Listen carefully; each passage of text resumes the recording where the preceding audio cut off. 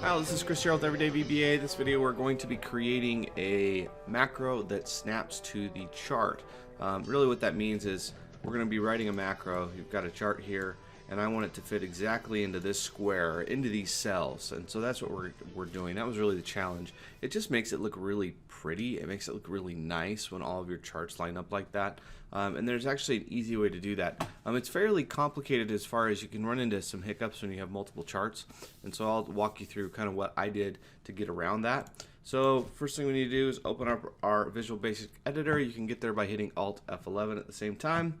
We are going to add a module. The module is added. We're going to call our sub SnapForm.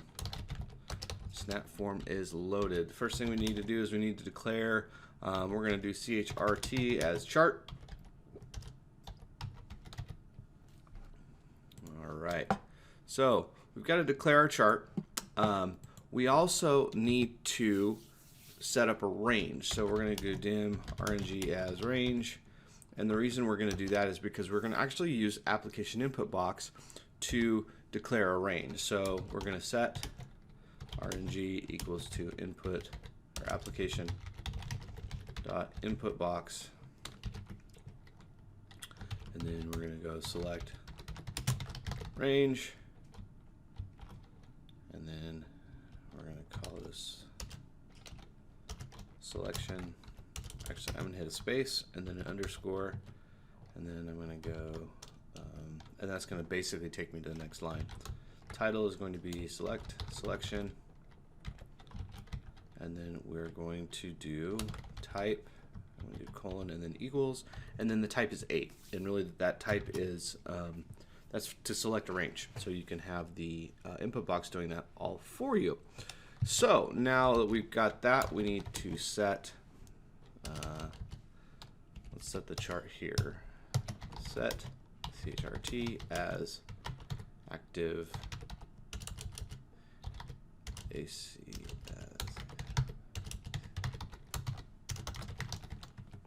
as active chart. Oh, I gotta do equals. Didn't like my as. I've been coding in SQL for too long. Okay. So really that's kind of the difficult part, is getting the range that you're going to select. Now all we need to do is we just need to set it to the same size as the range, and that's really actually pretty simple. So it's going to be chrt.Parent, which is going to get the frame that that chart is in, and we're going to go top is equal to rng.Top, and that is the top of that range. And really all we're going to do now is we're going to resize that, and so we're going to do top. That's going to be the bottom. This is going to be left, or height, and that's going to be width. And I did one too many.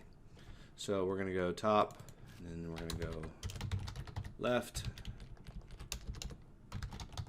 left, and then we're going to go height,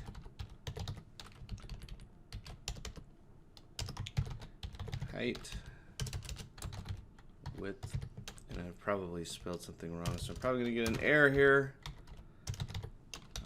Maybe I will, maybe I will not. Now, a couple things I want to do on this is I just want to put in an on error, resume next. That's just kind of a catch-all for error handling. Not the best practice to necessarily do it all the time, but I'm just going to add it just because.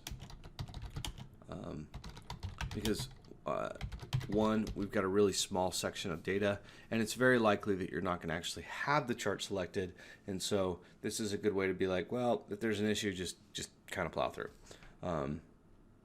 Now, what we need to do now is we've got our SnapForm created. We need to actually assign it to a quick key, because there's a couple ways that you can run this. So I've got this selected. I'm going to go to my developer. I'm going to go to my macros. I've got my SnapForm. It's going to ask for my range. I'm going to select my range. I'm going to click OK, and it's going to size that perfectly to those cells. So that works really well. Running it that way. But another way to do this is if you just go to macros and you go to options, I'm going to hit Control-Shift-C.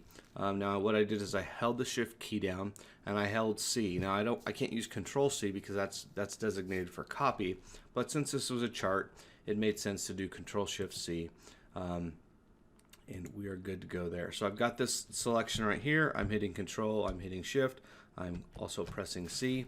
I've got my units selected. I'm just going to put that sheet right next to this little guy right here. I'm going to click OK, and you'll notice that those are very nicely put together. Now, and it works out super well to do this. So this is a really cool little piece of code. What I would actually do if I was building this is I would actually, if I were you, I'd put this in your personal workbook. That's where I would save the macro so that you can always use it on your machine. Now the personal workbook only works on your machine, so you wouldn't be able to actually pass this around. So maybe you put it in 2 different places. But this is a fun little Macro Monday, and I hope you enjoyed.